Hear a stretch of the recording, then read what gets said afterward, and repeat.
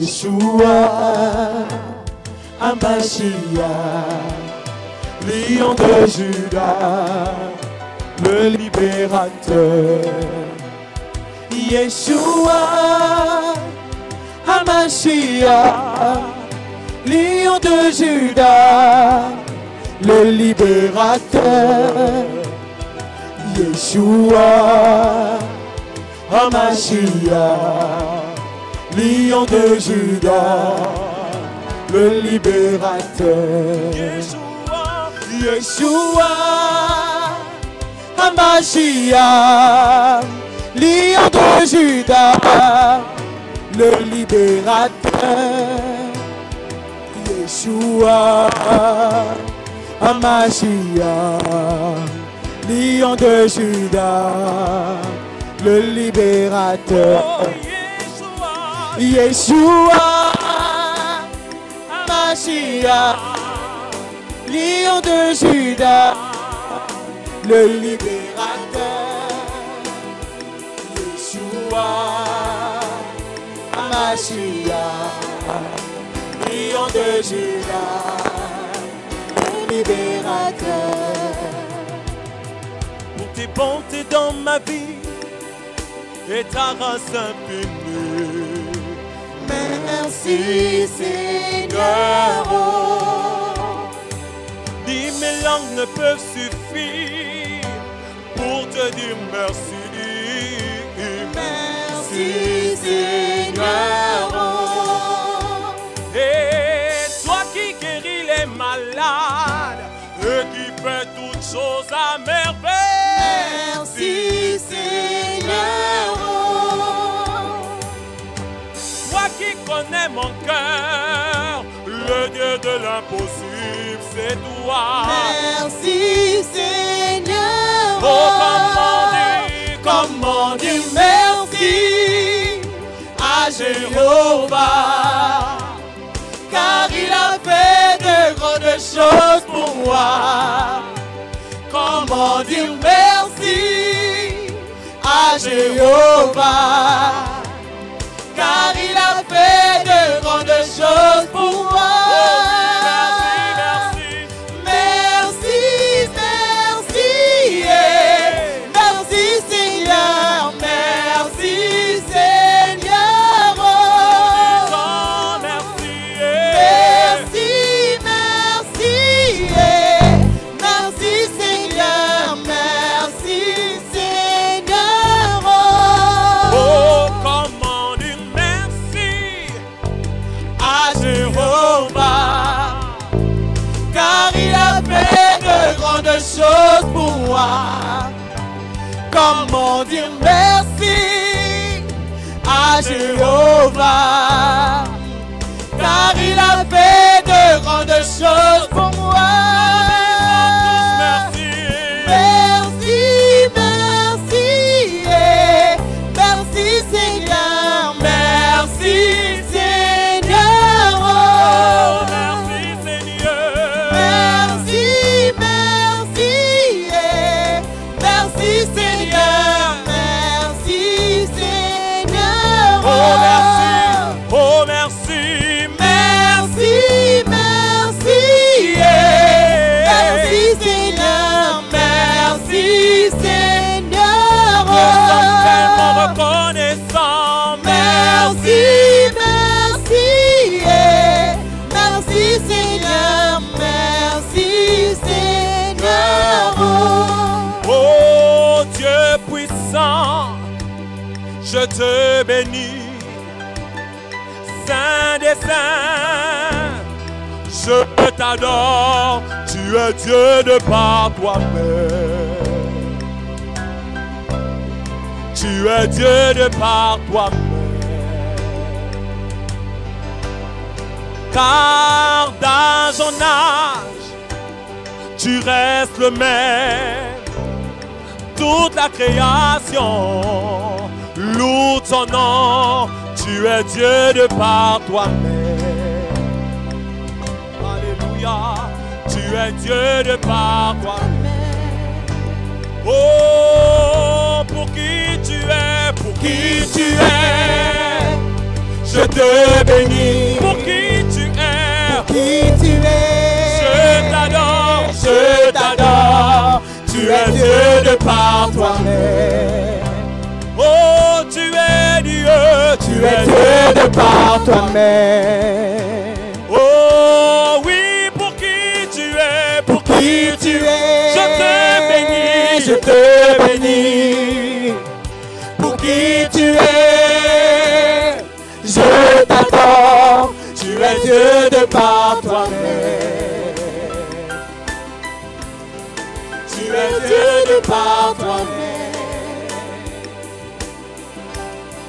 Seigneur, car dans son âge, tu restes le même. Toute la création loue ton nom. Tu es Dieu de par toi-même. Seigneur, tu es Dieu de par toi-même. Oh, pour qui tu es, je te bénis.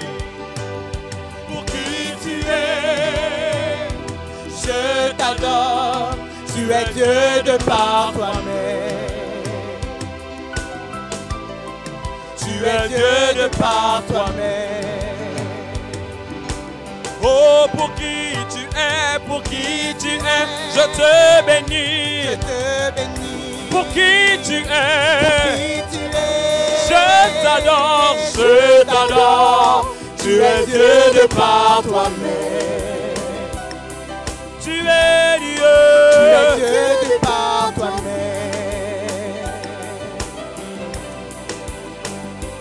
Tu es Dieu. Qui peut s'égaler à toi sur la terre et dans les cieux? Tu es Seigneur. Tu es Dieu. Qui peut s'égaler à toi sur la terre et dans les cieux? Tu es Seigneur. Tu es Dieu. Tu es Dieu. Qui peut s'égaler s'égaler à toi sur la terre et dans les cieux? Tu es Seigneur. Tu es Dieu. Qui peut s'égaler à toi sur la terre et dans les cieux? Tu es, oh, tu es Dieu. Tu es Dieu. Tu es Dieu. Tu es Dieu. Tu es Dieu. Tu es Dieu. Tu es Dieu.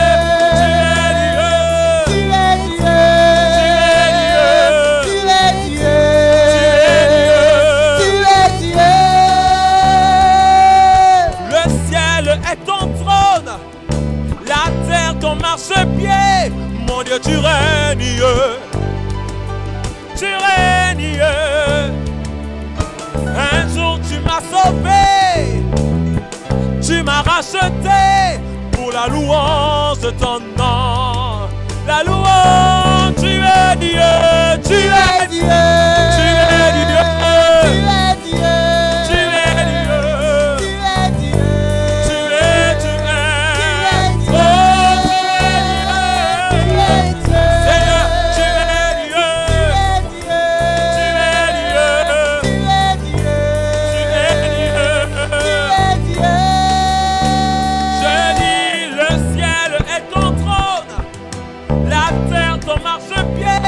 Mon Dieu, tu règnes,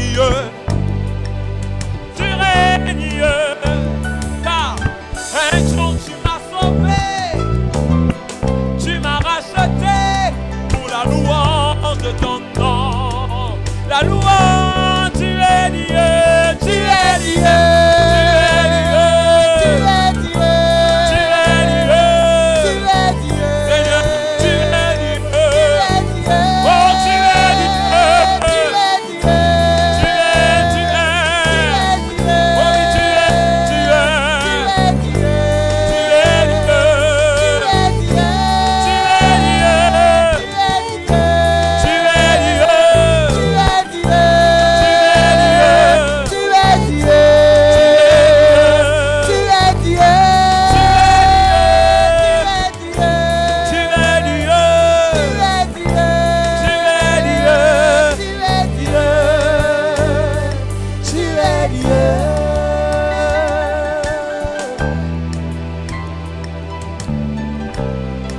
bénissons, Seigneur notre Dieu, Créateur du ciel et de la terre. Nous voici au 30 décembre 2020. À ce grand rendez-vous qui nous amène jusqu'en 2021, Seigneur, fais-nous grâce. Fais-nous grâce. Fais-nous grâce, Seigneur. Abba Père, fais-nous grâce. Tout est grâce. Tout est grâce. Tout est grâce.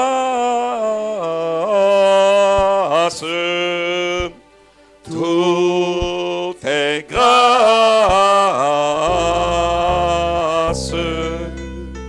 Tout est grâce. Tout vient de la main d'amour de Dieu. Chantons tous ensemble que tout est grâce. Tout est grâce.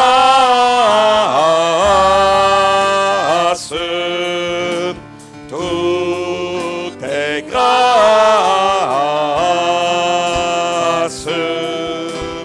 Tout est grâce. Tout vient de la main d'amour de Dieu. Encore une fois, tout est grâce. Reconnaissons la grâce divine. Tout est grâce.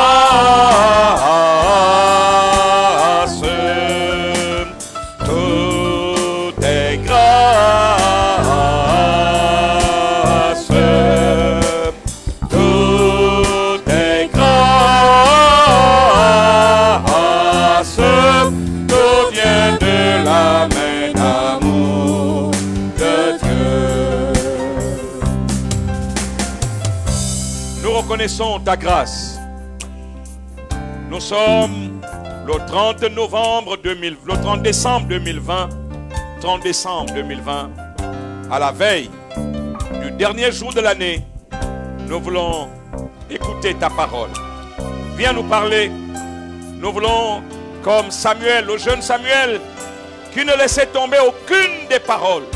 Oui, dès le mois de janvier 2020, tu nous as parlé. L'ordre a été donné que le caractère du royaume impacte l'Église. Et nous avons crié à toi en disant, fais luire ta face sur ton Église, ô Éternel, afin que le caractère du royaume impacte l'Église. Au moment où nous nous acheminons petit à petit, à la fin de cette année, tu voudrais nous préparer pour les années qui arrivent, 2021, 2022, 2023. Merci, Abba Père. Par ton esprit, Saint-Esprit, aide-nous à vivre la réalité du royaume. Aide-nous à intégrer le caractère du royaume. Nous l'avons entendu, nous l'avons reçu. Nous voulons entrer dans la manifestation du caractère du royaume. Merci pour ce soir. Au nom de Jésus, notre Seigneur. Amen. Pendant que nous saluons tous ceux qui actuellement sont connectés, vous êtes si nombreux, je ne pourrais pas citer vos noms et que Dieu vous bénisse abondamment. Nous voulons également vous demander de partager, car ces paroles de fin d'année sont d'une importance capitale. Vous savez, lorsqu'un père doit voyager, même Jésus avant de monter au ciel, c'est là où il a libéré les paroles fondamentales de notre foi. Suivons le message de ce soir, qui est l'ouverture de ce séminaire. Un séminaire dont le thème est les deux visages d'Habakkuk. J'aurais pu dire l'homme qui a eu deux visages. Ou encore l'homme a deux visages. Les deux visages d'Habakkuk est le message qui nous introduit en 2021. Car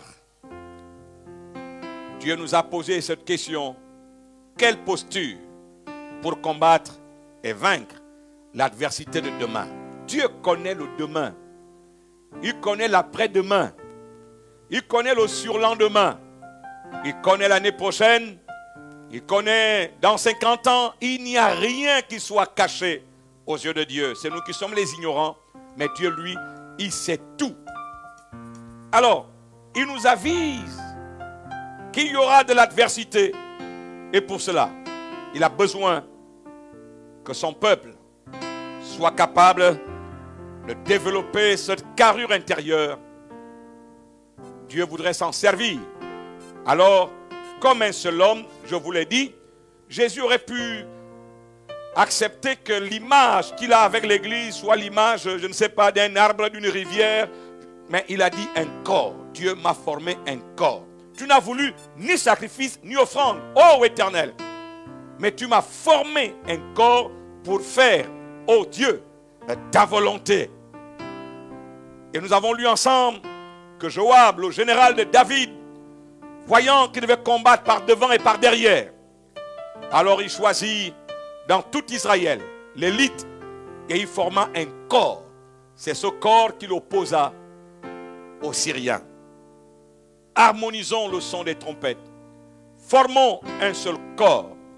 Formons un cœur de louange. Telle est l'exigence du ciel. Et pour y arriver, nous devons faire partie d'un peuple qui grandit dans les voies du Seigneur. Lorsque le peuple est arrivé en Égypte, la Bible dit le peuple grandit dans Exode. Un peuple qui grandit dans les voies de l'Éternel. Éternel, fais-moi connaître tes voies. Enseigne-moi tes sentiers. Conduis-moi dans ta vérité et instruis-moi. Et instruis-moi. Car tu es le Dieu de mon salut. Tu es le Dieu de mon salut. Tu es toujours mon espérance. Tu es toujours mon espérance. Éternel, fais-moi connaître tes voies. Enseigne-moi tes sentiers. Conduis-moi dans ta vérité et instruis-moi. Et instruis-moi. Car tu es le Dieu de mon salut. Tu es le Dieu de mon salut. Tu es toujours mon espérance. Tu es toujours mon espérance.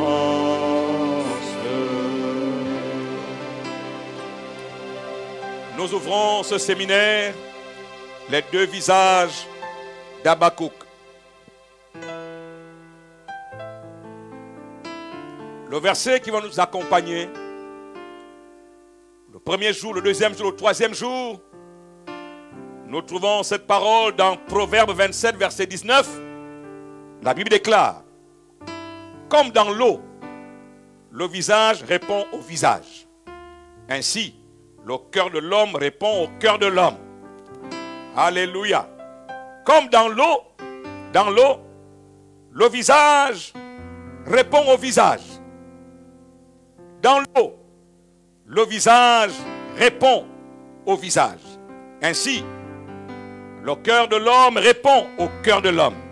Nous allons nous focaliser sur cette image. Dans l'eau, le visage répond au visage. Dans l'eau, le visage répond au visage. Dans l'eau, le visage répond au visage. Est-ce qu'on peut répéter cette parole?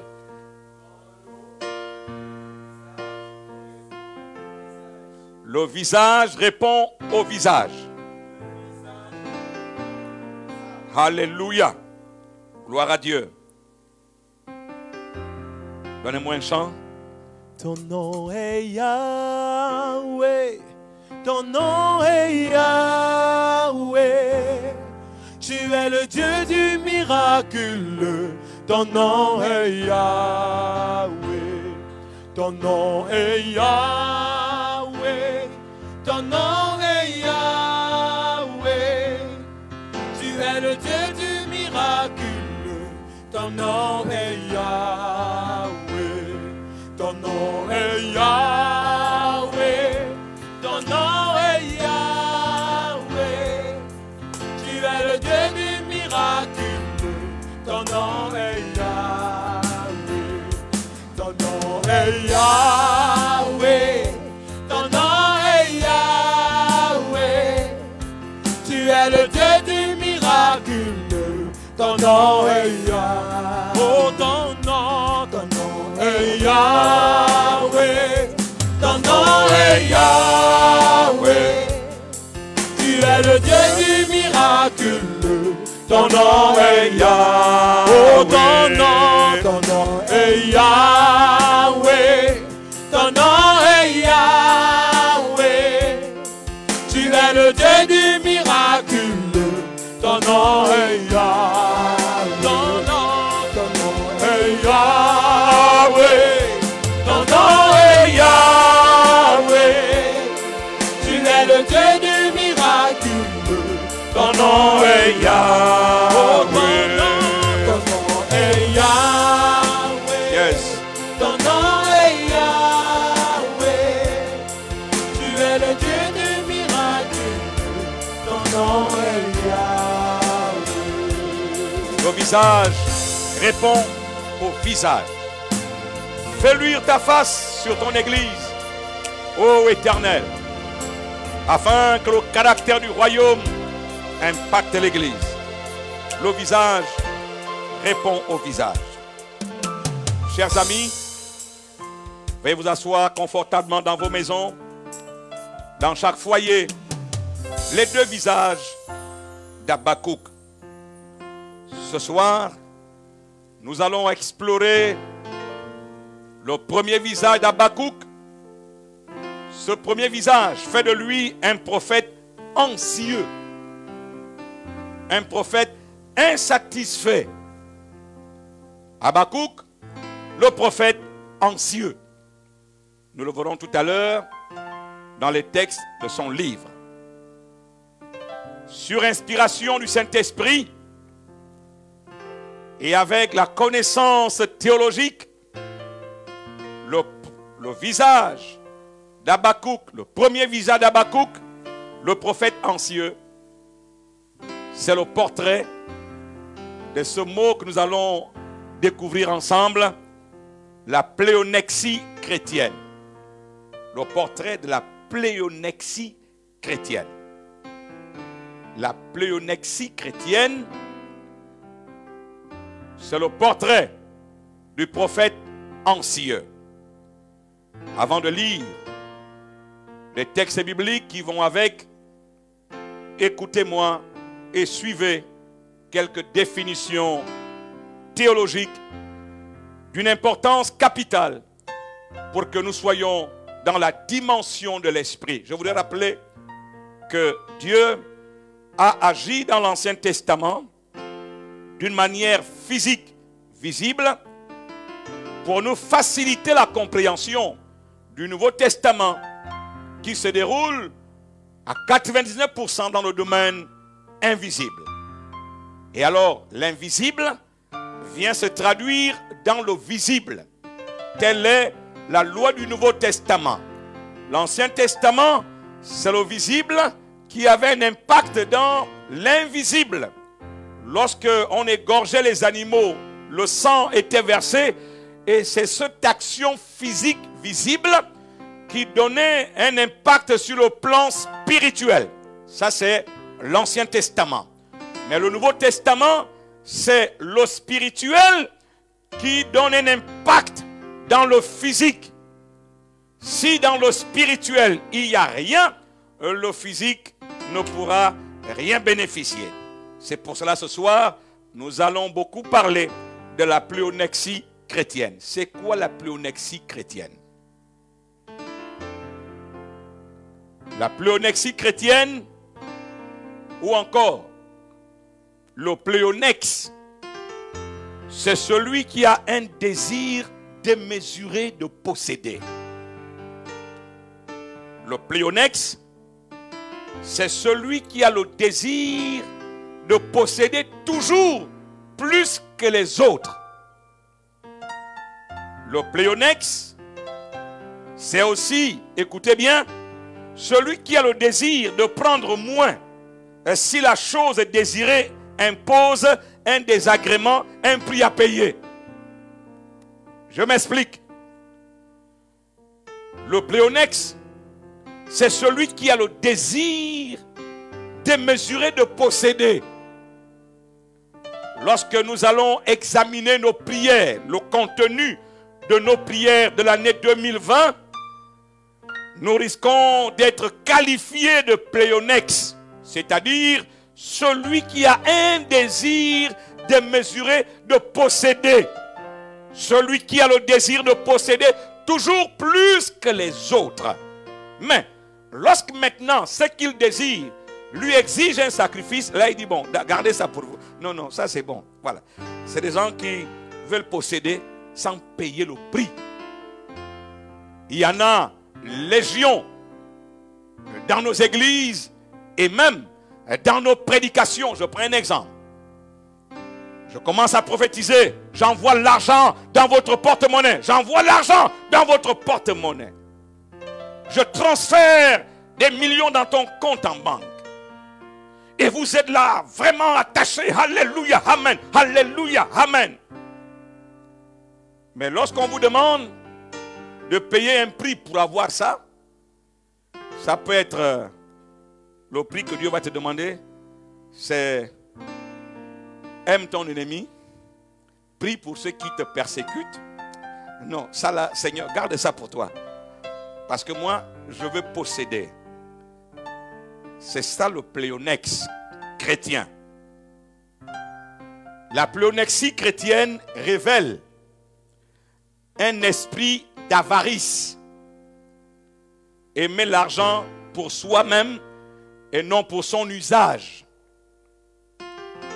L'avarice, selon la Bible, c'est aimer l'argent pour soi-même et non pour son usage. La raison pour laquelle tu as besoin de cet argent. La pléonexie chrétienne révèle un esprit d'avidité excessive. Le désir ardent et immodéré de posséder.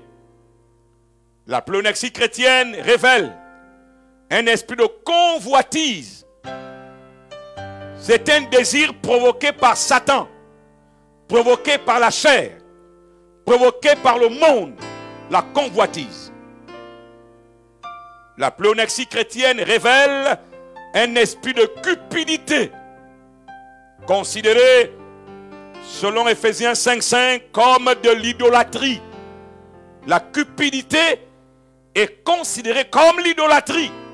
Lisez Éphésiens 5.5. La pléonexie chrétienne révèle un esprit de rapacité, s'emparer du bien d'autrui, même par la prière. Oh, pasteur, comment peut-on s'emparer du bien d'autrui par la prière? Mais vous n'êtes pas au courant qu'il y a des femmes qui prient pour que cet homme-là, sa femme, quitte ou meure pour qu'elle vienne prendre la place. Vous n'avez jamais appris ça? Ou bien c'est moi qui vous informe. Il y a des gens qui prient dans leur lieu de travail pour que le patron, n'est-ce pas, soit renversé, que ce soit lui qui vienne à sa place. C'est un esprit. La pléonexie chrétienne révèle un esprit de rapacité, mais également un esprit de voracité.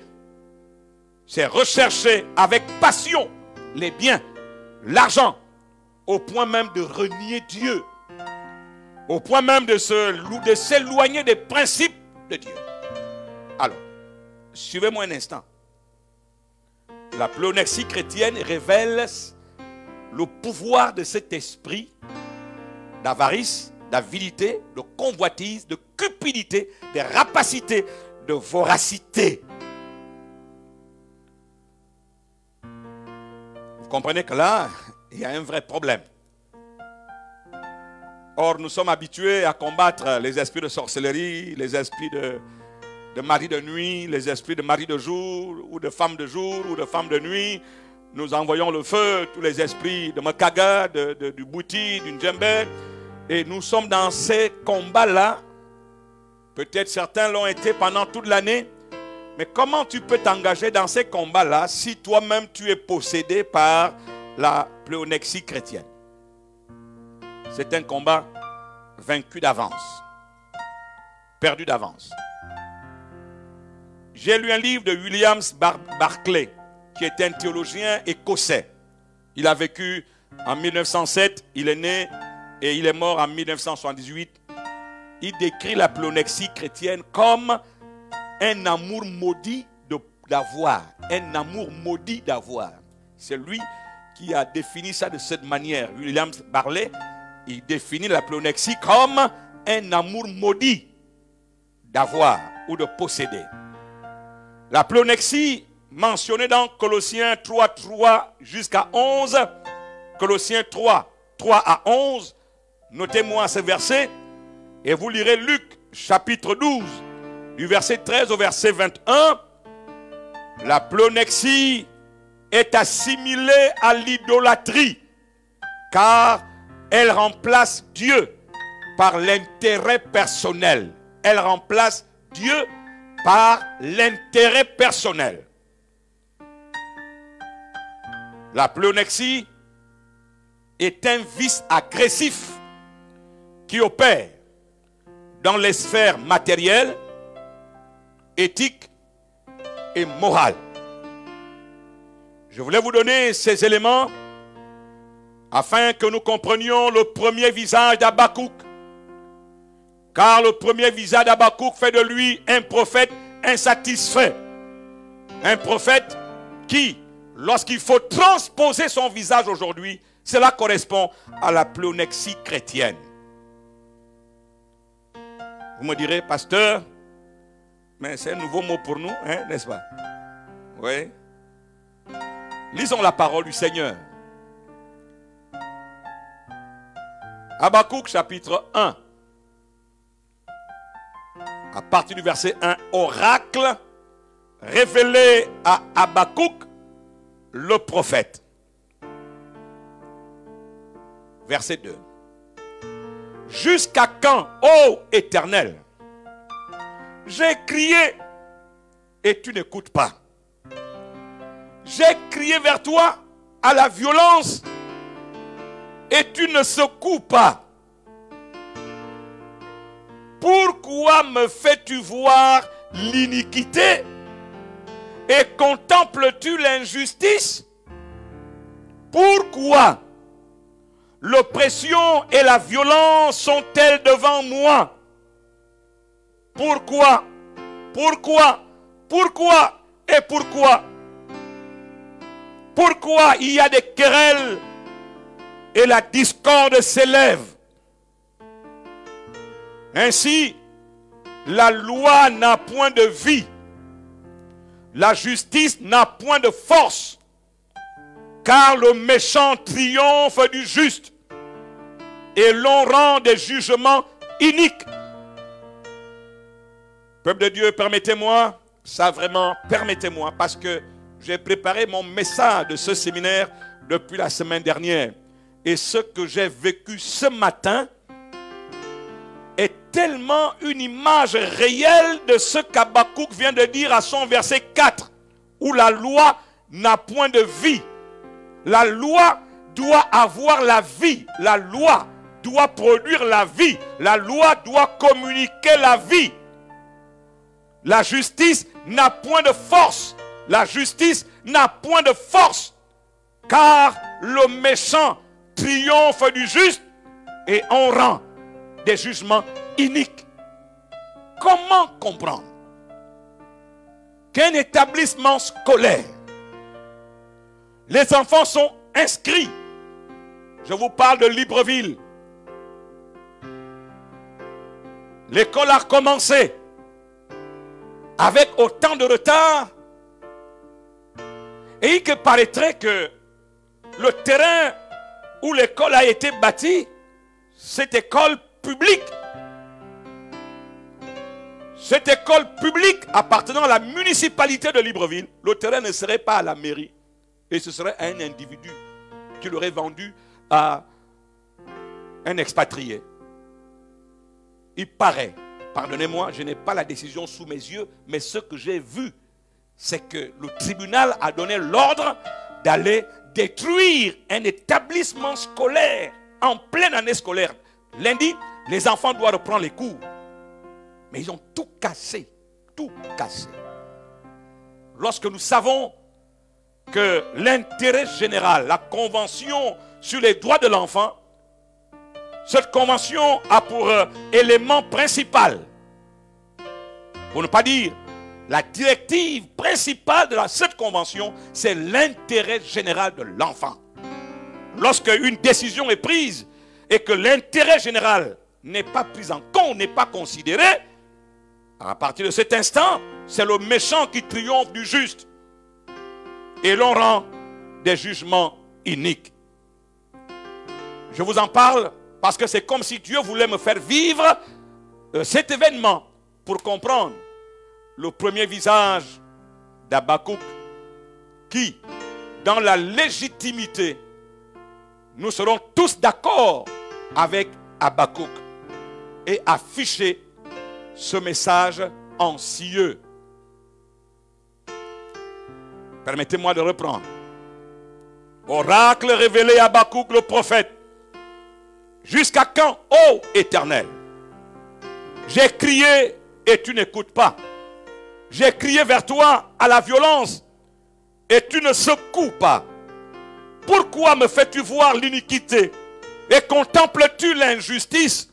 Pourquoi l'oppression et la violence sont-elles devant moi? Il y a des querelles et la discorde s'élève. Ainsi, aussi la loi n'a point de vie.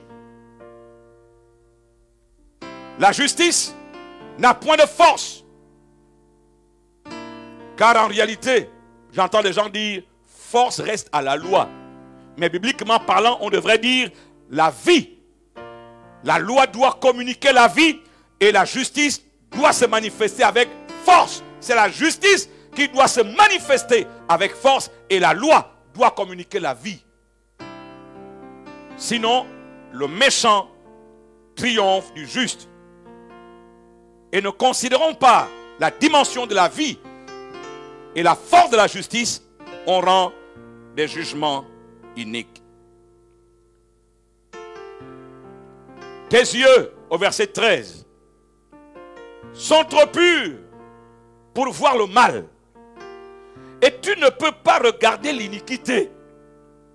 Pourquoi regardes-tu les perfides et te tairais-tu quand le méchant dévore celui qui est plus juste que lui?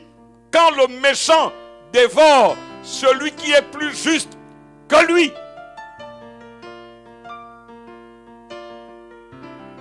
Traiterais-tu, Éternel, traiterais-tu l'homme comme les poissons de la mer, comme le reptile qui n'a point de maître? Chers amis, voici le premier visage d'Habakkuk. Un prophète insatisfait. Un prophète dans le pourquoi, le pourquoi, le pourquoi. Un prophète qui indexe même Dieu comme nous l'avons entendu. Attention, la pléonexie chrétienne veut imposer à Dieu des réponses, des chemins, voire des moyens d'action. À cet effet, au chapitre 2, verset 1, Habakkuk dit, j'étais à mon poste et je me tenais sur la tour.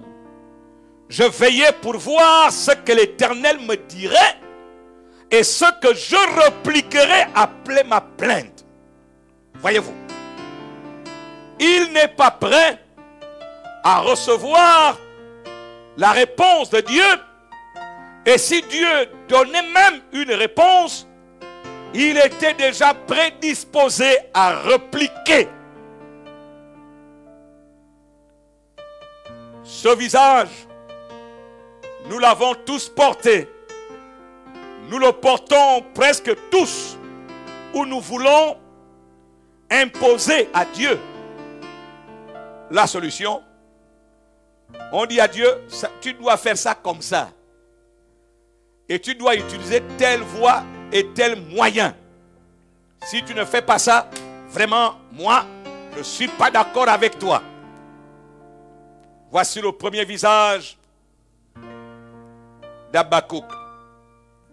Et pourtant, lorsque nous grandissons dans les voies du Seigneur, nous comprenons ce soir que le visage répond au visage. Ça veut dire que si ton visage est fâché, Dieu va te répondre avec le même visage. Si ton visage est anxieux, suivez-moi parce qu'on va le comprendre à la fin de ce séminaire. Il y a des déclarations que je fais à l'introduction. Nous aurons le détail de tout cela. Mais retenez que si vous grondez Dieu avec un visage fâché, lui aussi va vous gronder avec un visage fâché. Avec quel visage souhaiterez-vous que Dieu vous réponde? C'est ce visage que vous devez lui montrer. Car le visage répond au visage. N'est-ce pas?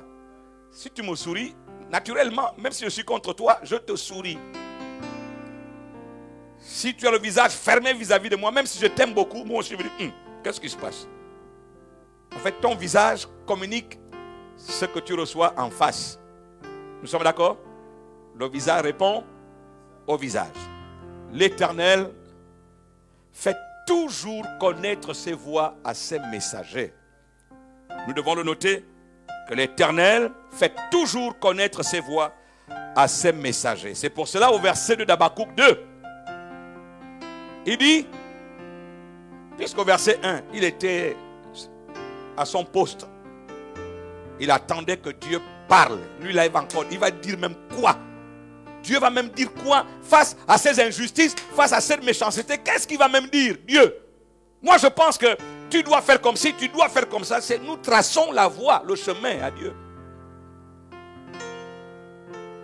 C'est ça, la pléonexie chrétienne décide à la place de Dieu. Mais il dit, bon, comme il est quand même Dieu, il faut quand même qu'il parle. Mais moi, je ne suis pas prêt à me laisser aller par ce qu'il me dira. En tout cas, je vais répliquer. Oh, Seigneur, ne me dis pas ça. Quoi? J'ai tant prié et puis tu me demandes de pardonner avec tout ce qu'on m'a fait? Mais Seigneur, toi aussi, tu ne peux pas me demander ça. Seigneur, tu ne peux pas me demander ça. Alors, ça vous est jamais arrivé qu'on disait au Seigneur, tu ne peux pas me demander ça? Répondez-moi. Alléluia. Vous pouvez me répondre aussi en ligne. Répondez-moi. Il vous est arrivé de dire, mais Seigneur, quand même, demande-moi tout, sauf ça. Nous portons un visage. Alors, l'Éternel m'adressa la parole. Dites Amen. L'Éternel m'adressa la parole et il dit, écris la prophétie, grave-la sur des tables, afin qu'on la lise couramment. Car c'est une prophétie dont le temps est déjà fixé. Elle marche vers son terme et elle ne mentira pas. Si elle tarde, attends-la, car elle s'accomplira. Elle s'accomplira certainement. Alléluia. Voici, son âme s'est enflée, elle n'est pas droite en lui. Mais le juste vivra par sa foi. Le juste vivra par sa foi. Point. Pour vous dire, chers amis, ce premier visage, la pléonexie chrétienne, ne discernent pas le temps fixé par Dieu. La prophétie fixe un temps. Et Dieu fixe le temps. Et comme nous portons le premier visage d'Habakkuk, un visage insatisfait, un visage anxieux, alors nous ne comprenons pas les temps fixés par Dieu. N'est-ce pas, nous voulons tout voir maintenant, en cet instant, maintenant. Mais Dieu a fixé le temps. Vous savez, le temps de Dieu, je le dis constamment en riant, le temps de Dieu n'est pas votre temps. Le temps de Dieu, c'est le temps de Dieu. Il ne compte pas les jours, les années comme nous les comptons. N'est-il pas écrit, un jour est comme 1000 ans, 1000 ans sont comme un jour. Mais c'est Dieu qui fixe le temps à la prophétie. Ce n'est pas toi. Oh prophète, ce n'est pas toi qui fixe le temps à la prophétie. Vous me direz, n'est-ce pas, Élie a dit à la même époque. Mais oui, il a dit à la même époque. Et quand vous allez voir ce qui s'est passé, le visage avait changé. Et quand le visage change, alors Dieu accomplit. Et ce n'est même pas le prophète qui parle, mais c'est Dieu qui a dit à cette femme, demain, ou encore à la même époque. Élie a dit, demain, vous aurez aux portes de Samarie. C'est pour dire quoi? C'est pour dire que Dieu lui-même fixe le temps à la prophétie. La prophétie a des pieds. La prophétie marche vers son terme. La prophétie marche vers son terme. Retenez bien. Parce que il y a des prophéties pour ta vie. Il y a des prophéties pour ta famille. Il y a des prophéties pour ta nation. Et cette prophétie marche vers son terme. Mais la plonexie chrétienne ne laisse pas la patience accomplir parfaitement son œuvre. Nous voulons, en notre temps, selon notre décision, que Dieu s'accorde avec nous, mais nous n'arrivons pas à nous accorder avec Dieu. Ce visage a causé beaucoup de tort au corps de Christ et à plusieurs d'entre nous. Ce soir, nous rappelons que le visage répond au visage. Fais luire ta face sur ton église, ô Éternel, afin que le caractère du royaume impacte l'église.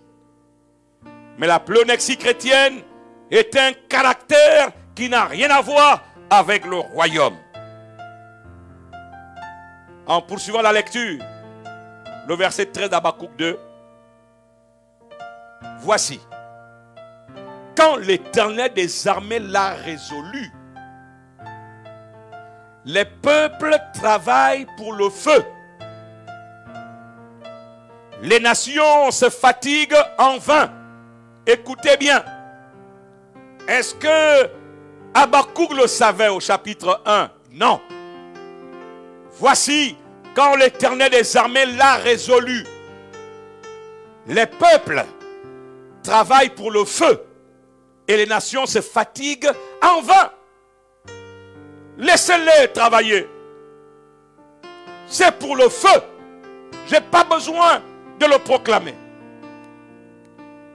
Laissez-les se fatiguer à concevoir des plans machiavéliques, des lois iniques. Laissez-les à planifier, à diminuer la population mondiale. Laissez-les organiser le nouvel ordre mondial. Laissez-les. C'est en vain. Il faut nous écouter dimanche. Car nous avons un grand message pour ce dimanche 3. Les nations se fatiguent en vain. Car la terre sera remplie de la connaissance de la gloire de l'Éternel, comme le fond de la mer par les eaux qui le couvrent. Oh, acclamez le Seigneur, s'il vous plaît. Waouh! Non, acclamez le Seigneur. Combien de stratégies sont mises en place pour amener les hommes à se détourner de Dieu.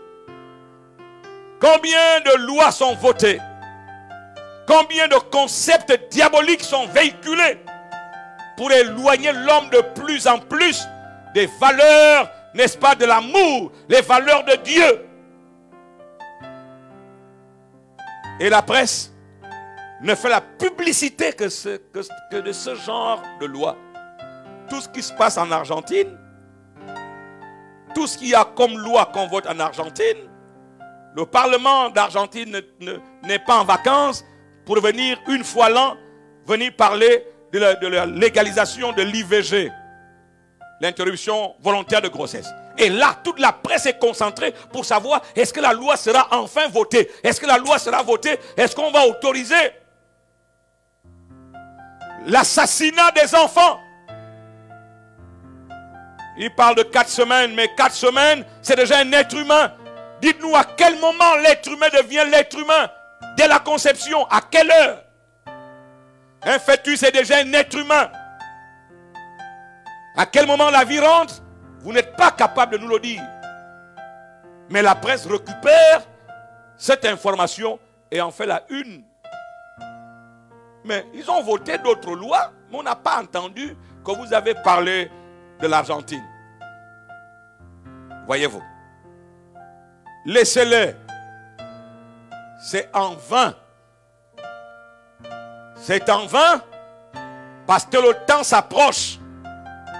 Le temps vient où la terre sera remplie de la connaissance. De quelle connaissance? La connaissance de la gloire de l'Éternel. Alléluia. Ce sera comme le fond de la mer par les eaux qui le couvrent. Y a-t-il une partie du fond de la mer où l'eau n'est pas au-dessus? Même dans des lieux les plus diaboliques, la connaissance de la gloire de l'Éternel se révélera. Soit, les uns, ce sera l'odeur de vie qui donne la vie. Malheureusement pour les autres, ce sera l'odeur de mort qui donne la mort. Mais, que vous le vouliez ou pas, Dieu a dit, cette prophétie est en marche. Elle se dirige vers son terme. La Bible dit au verset 20 que l'Éternel est dans son saint temple. Que toute la terre fasse silence devant lui. Alléluia. Il est où? L'Éternel est dans son saint temple. L'Éternel est assis dans son saint temple. L'Éternel contrôle tout ce qui se passe dans l'humanité. Lorsqu'il décidera de mettre fin à telle ou telle structure, il n'a même pas besoin de se lever. De son saint temple, il ordonne. Est-ce que nous le savons? Si nous le savons, est-ce que nous le croyons? Si nous le croyons, est-ce que ça impacte notre caractère, notre vie, nos paroles, nos actions, nos analyses, nos interprétations? L'Éternel est dans son saint temple. Par rapport à ta vie, je te le dis, l'Éternel est dans son saint temple. Et c'est de là qu'il décide. Qui dira le contraire? Qui s'opposera à sa décision te concernant? Qui pourra contrarier si ce n'est toi-même? Si tu t'éloignes de Dieu, là d'accord. Mais tant que tu invoques celui qui est dans son saint temple, que toute la terre fasse silence. Cela veut dire que même tes ennemis vont t'admirer demain, vont t'applaudir, vont t'élever. Gloire au Seigneur. Vous savez, la terre, que toute la terre fasse silence devant lui. Je voudrais vous inviter. Refutons la pléonexie chrétienne. Refutons ce caractère diabolique, la pléonexie chrétienne. Écoutez ce qu'a dit Marie. Nous sommes en train de conclure. Et je voudrais demander aux coordonnateurs des foyers ardents, des animateurs des foyers ardents et tous les chefs de famille. Nous touchons la profondeur. Nous refusons de continuer à travailler dans la superficialité. Nous ne sommes pas superficiels. La superficialité doit quitter le corps de Christ. Nous rentrons dans les profondeurs de sa parole. Et là, c'est mon caractère qui est invité. Invité à la table. Invité au banquet. Vous savez, cette parabole m'a toujours touché. La parabole de ce grand repas, tous les convives étaient dans la salle. Mais on nous dit que c'est le roi lui-même qui est rentré dans la salle pour vérifier la tenue de tous les invités. Est-ce que c'est le rôle du roi? Ça devrait être le rôle des gens du protocole, de la sécurité. Mais à ce niveau-là, la sécurité, le protocole n'a plus droit au chapitre parce que même eux-mêmes doivent justifier la tunique qu'ils portent à cet instant. Le roi lui-même se lève, son regard parcourt toute la salle et il voit un seul et qui est là assis, certainement confortablement assis, mais n'ayant pas le vêtement des noces. Mais Dieu lui dit, mais mon ami, il dit même pas mon ennemi, mais mon ami, comment as-tu fait pour entrer ici? Comment as-tu fait? Vous savez, il a dribblé tout le protocole. Il a dribblé tout ce qui a été mis en place. Mais son vêtement, moi je crois qu'avec les yeux charnels et naturels, ce n'était pas la couleur physique qui pouvait permettre aux gens du protocole de dire, toi tu es mal habillé, ne rentre pas ici. Il n'est pas question d'un vêtement physique, parce que si c'était le vêtement physique, il ne serait pas rentré, le protocole est strict à l'entrée. Mais c'est un vêtement que seul le roi pouvait identifier. Oh, peuple de Dieu, quel est le vêtement que tu portes?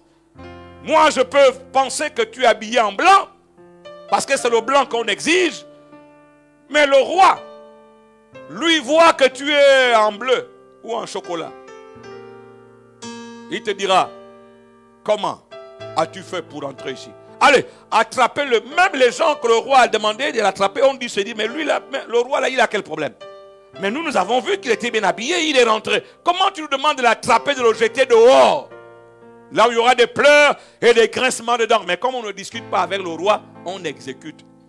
Mais moi, je suis convaincu qu'il y a eu beaucoup de murmures dans le cœur de ceux qui ont exécuté cet ordre-là. Parce qu'à leurs yeux, la personne était correctement habillée.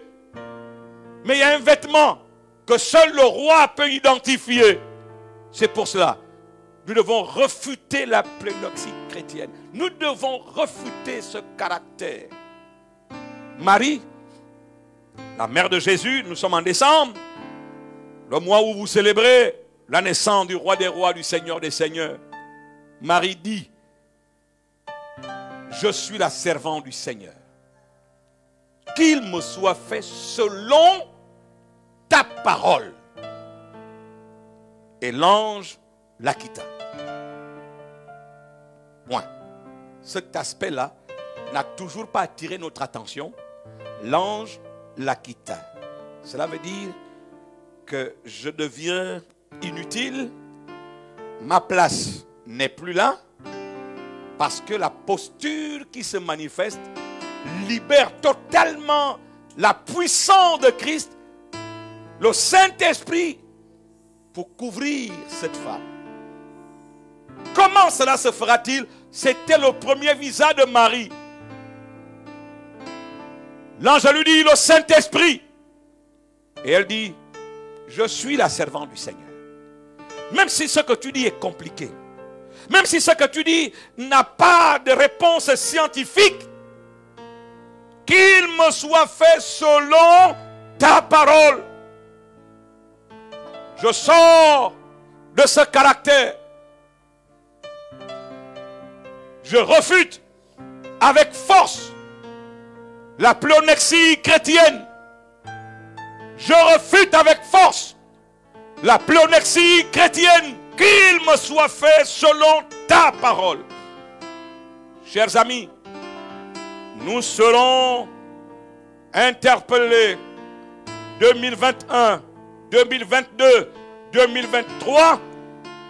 L'ange viendra pour agir dans ce pays. Mais vous savez que l'ange n'a pas de cœur. L'ange n'a pas de sentiment. L'ange ne joue pas. Il n'y a pas de pardon avec l'ange. Il était dit à Moïse, marche devant ta face, mais sois intègre parce que lui là, il ne te pardonnera pas ton péché. Mais il faut que Christ, par sa puissance, prenne la place de l'ange dans notre pays. Vous savez, il y a des gens qui invoquent des anges. L'ange Gabriel descend, mais il va descendre pour frapper. Mais oui, pour frapper. Mais tu peux être le premier qui reçoit le coup. Tu ne le sais pas. Je l'ai entendu prier dans un endroit public. Seigneur, que tous ceux qui font des crimes rituels, je demande à l'ange qui a tué tous les enfants en Égypte, je demande à cet ange de descendre et d'aller tuer des enfants de tous ceux qui font des crimes rituels. Dans toute leur famille. Tous ceux qui sont parentés à ces gens-là, viens les frapper. Mais j'ai posé mon doigt, j'ai dit, waouh! Il ne connaît pas tous les membres de sa famille. Il ne connaît pas les activités des membres de sa famille. Peut-être qu'il y a quelqu'un par alliance qui est impliqué dans cette œuvre-là. Et lui-même qui est en train de libérer l'ange sera le premier à être frappé. Tout ceci pour dire quoi? Pour dire que ce que Dieu veut voir, pour que la dimension de l'alliance, de la nouvelle alliance, de l'œuvre de la rédemption, parce que nous œuvrons pour l'œuvre de la rédemption, il nous a donné un ministère de réconciliation. Nous n'avons pas reçu un autre ministère, le ministère de réconciliation de l'homme avec son Créateur, avec son Sauveur Jésus. Le reste ne nous concerne pas. Le reste, c'est le travail des anges. Voyez-vous, nous perdons le temps à aller dans un ministère qui n'est pas le nôtre. Le nôtre est un ministère de réconciliation. Je ne sais pas si Marie avait continué à douter, l'ange se serait comporté comme il s'est comporté avec Zacharie. N'est-ce pas? Mais Zacharie a douté. Il a voulu, comment dirais-je, bloquer le plan divin. L'ange lui a dit, tu ne parles, tu deviens muet.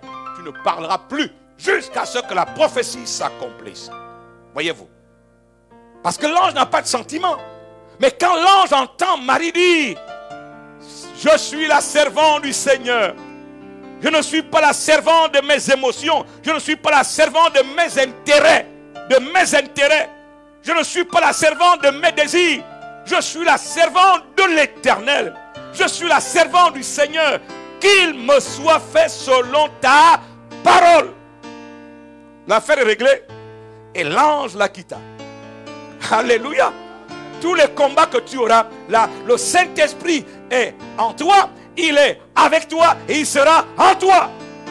Là, le Saint-Esprit prend le relais. Et le Saint-Esprit vient pour sauver, restaurer, nous transformer à l'image de son Fils. Refutons la pléonexie chrétienne. J'aime cette parole de Siméon. Maintenant, Seigneur, tu laisses ton serviteur s'en aller en paix selon ta parole. Car mes yeux ont vu ton salut. Extraordinaire. Voilà un homme, comme je vous le disais, je ne sais pas à quel âge il a reçu la prophétie. Il a attendu jusqu'à être plus de 70 ans. Il a attendu, il ne s'est pas découragé. Il n'a pas maudit Dieu, il n'a pas maudit Rome et le pouvoir de Rome, mais il est resté dans une foi, car on a dit à Habakkuk, le juste vivra par sa foi. Quelle est ta foi? Quelle est ta foi? Tu vivras par rapport à ta foi. Mais Siméon a vécu même la mort a respecté Siméon. Pourquoi? Parce que Siméon avait une foi, il attendait la consolation d'Israël. Et selon la parole, pas selon ses intérêts. Car la pléonexie chrétienne, c'est tes propres intérêts. Il faut que tu possèdes, il faut que tu gagnes. Il faut qu'on dise que tu es un prophète. Voilà, tout ce que tu dis doit s'accomplir. Il faut que les gens sachent que tu es un grand homme de Dieu, que tu es un grand chrétien. Tout ça là, ça avance quoi? Ça donne quoi au royaume? Ou encore le royaume de Dieu gagne quoi avec les applaudissements des hommes sur ce que tu possèdes et ce que tu es? Si ce que tu possèdes a un impact dans le royaume, un impact positif dans le royaume, là, tu es sorti du premier visage d'Habakkuk. Mais si cela n'est que pour tes intérêts, tout ce que tu fais, ce n'est que pour tes intérêts. Pour tes intérêts. J'ai entendu un papa dire, pasteur, tout cet investissement-là pour mes enfants, je veux me gagner quoi avec eux? Comment un père peut parler comme ça? J'ai suivi un film, je les suis rarement, les films nigérians. Et dans le film, c'est un couple. C'est un couple où leur fille voulait épouser un jeune du quartier qui jouait au ballon au quartier. Les parents étaient tellement en colère contre leur fille. Tu vas épouser un gars comme ça. Et ils ont tout fait. Ils ont tout fait pour les séparer. Ils les ont séparés. Parce que le jeune n'était qu'un pied nu qui poussait une boule dans la poussière. Quelques années après, ce garçon est devenu multimilliardaire. Et quand il revient au village, il vient en hélicoptère. Les voitures arrivent avant. Tout un cortège de véhicules et lui-même descend dans l'hélicoptère. Or, le monsieur à qui ils avaient donné leur fille en mariage, qui avait son entreprise et qui avait de l'argent, est tombé en faillite. Il est devenu presque un clochard. Et dans le film, on voit comment la mère, principalement la mère, se met à pleurer, à se tordre de pleurs, de douleur. Mais c'est trop tard. Pourquoi? Parce qu'en fait, ce couple-là n'a vu que le présent. Lorsque vous ne voyez que le présent, au point de détruire l'avenir de votre propre fille, vous portez le premier visage d'Habakkuk. Nous devons refuter la pléonexie chrétienne. Elle n'est basée que sur votre propre intérêt, au point même de renier Dieu. La politique va à nouveau se mettre sur la place publique.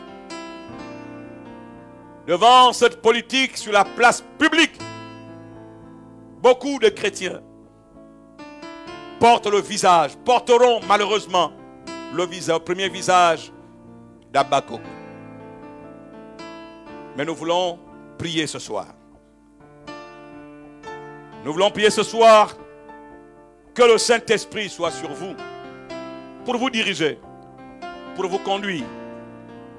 Que le Saint-Esprit soit avec vous pour vous protéger et combattre pour vous. Que le Saint-Esprit soit en vous pour vous transformer et vous rapprocher de Christ. Telle est la prière de ce soir. Et je voudrais demander à ce que les temps de prière commencent. Romains chapitre 4 verset 20. Il est question d'Abraham. Il ne douta point par incrédulité au sujet de la promesse de Dieu, mais il fut fortifié par la foi, donnant gloire à Dieu. Avant de rentrer en 2021, Seigneur, Saint-Esprit, que je sois fortifié par la foi. Que ma foi en tes promesses. Je sais que tu as une vision pour le Gabon. Je sais que tu as une vision glorieuse pour ma famille. Je sais que tu as une vision glorieuse pour ma vie. Que ma foi soit fortifiée. Que ma foi devienne de plus en plus forte. Que ma foi devienne de plus en plus forte. Tel est le ciel de ce soir. Car une foi faible, la pléonexie chrétienne l'entraîne à tout vent de doctrine. Mais ce soir, nous refutons la pléonexie chrétienne. Non pas ma volonté, mais la volonté de celui qui m'a envoyé, a dit Jésus. Sortons de ces pourquoi, au point même d'indexer Dieu, le premier visage d'Habakkuk. Et quand on va examiner, il était assis sur ses propres intérêts. Il voulait dicter à Dieu la solution, la voie à suivre, ce qu'il fallait faire. Combien de chrétiens sont encore dans cette dimension? Nous ne rentrons pas en 2021 avec cet état d'esprit. C'est pour ça que nous allons combattre la pléonexie chrétienne. Combattons. Et pendant un temps, nous allons commencer des temps de prière. À un moment, le direct va s'arrêter. Et on vous laissera la liberté de prier en famille. Nous laisserons la liberté aux animateurs des foyers ardents de prier avec le peuple qui est dans la maison. Car il faut que notre foi soit fortifiée. Dieu a une vision glorieuse pour la nation gabonaise. Dieu a une vision glorieuse pour ta famille. Dieu a une vision glorieuse pour ta vie. Est-ce que tu le crois? Est-ce que tu le crois? Si tu le crois, que ta foi soit fortifiée avant de rentrer en 2021. Voyez-vous, il y a des combats inutiles qui vont s'arrêter. Les combats inutiles vont s'arrêter. Même l'ange va vous laisser parce que le Saint-Esprit prend le contrôle. Et quand le Saint-Esprit prend le contrôle, voyez-vous, c'est l'épanouissement, c'est la gloire. On avance, on ne recule pas, on ne fait pas du surplace. Oh, alléluia. Demain, le 31 décembre, nous aurons un grand programme demain, en 2 phases. Le premier programme commencera par le séminaire. Et nous allons vraiment glorifier Dieu à partir de 23 h, chacun dans sa maison. Oh, alléluia, alléluia. Nous aurons un direct demain à 23 h. Le premier direct sera à 19 h pour l'enseignement. Et on vous laissera à 23 h ensemble. Nous serons en direct pour célébrer le Seigneur pour la nouvelle année. Levons-nous ensemble. Je demande aux chefs de famille, aux animateurs de foyer, nous chantons ensemble ce chant. Après, vous prenez le relais. Le direct va s'arrêter. Vous pourrez faire la fraction du pain. Vous pouvez récupérer l'offrande d'action de grâce. Nous ne savions pas qu'on va voir le 30 décembre. Mais Dieu nous a fait grâce. Nous ne sommes pas meilleurs. Mais Dieu nous a fait grâce. Malgré les tempêtes, nous sommes là. Et nous le louons. Et nous le célébrons. Chantons ensemble. Et pendant le chant, les animateurs de foyer, vous prenez le relais. Les chefs de famille, vous prenez le relais à prier. Il ne douta point par incrédulité au sujet de la prophétie, au sujet de la promesse de Dieu, mais il fut fortifié par la foi, donnant gloire à Dieu. Alléluia, alléluia, alléluia. Chantons.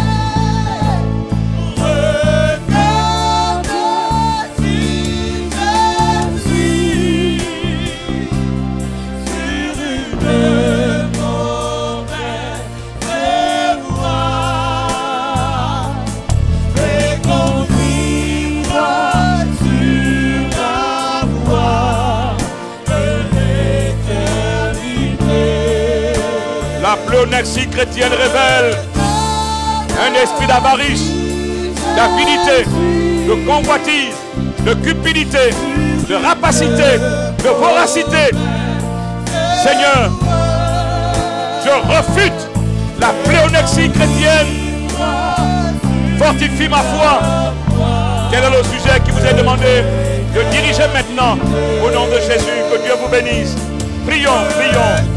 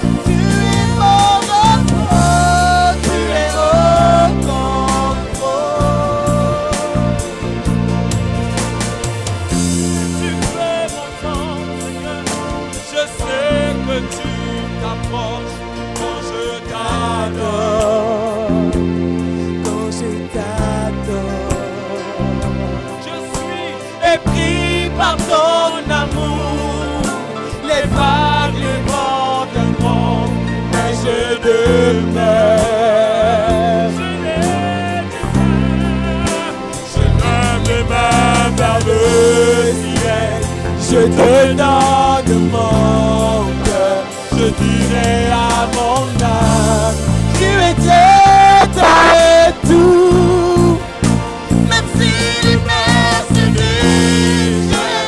J'ai parlé, tu m'étonnes, tu es mon repos, tu es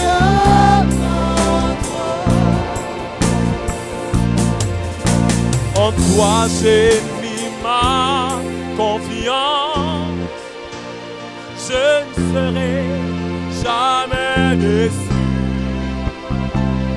En toi j'ai mis ma confiance, je ne serai jamais déçu.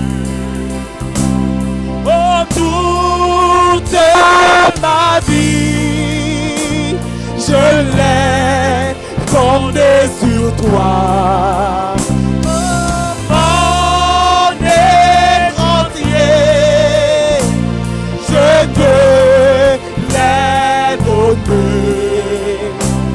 Je ne serai point perdant. Je vis dans la victoire. Je ne serai point perdant. Je vis dans la victoire de Jésus.